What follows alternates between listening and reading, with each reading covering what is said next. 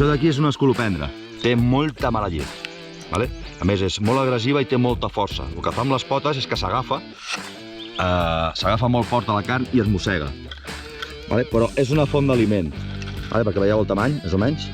Sempre ens han ensenyat, per la tele, pel·lícules i demés, a posar paranys, posar trampes, per agafar conills o agafar animals. És molt més senzill aixecar pedres i agafar els recursos que tenim, com els insectes, que no pas posar-te a rastrejar, saber quin animal estàs agafant, etc.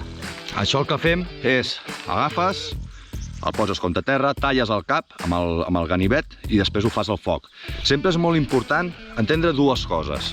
Una, per què es fiquen els animals a sota les pedres? Doncs perquè la pedra és impermeable, quan l'escalfor del sol calenta la pedra, es crea tota una part humida a la part de sota que és molt especial i és molt convenient per la vida dels insectes. Per tant, quan jo estic buscant aliment, el que haig de fer és aixecar aquelles pedres que estan més envoltades de zona seca, que no hi hagi molta herba, perquè als insectes no els agrada gaire anar entre herbes.